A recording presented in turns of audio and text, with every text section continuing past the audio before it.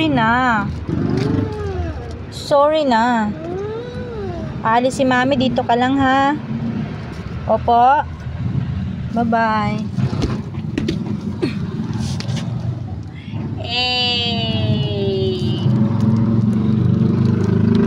Huwag ka na magtampo.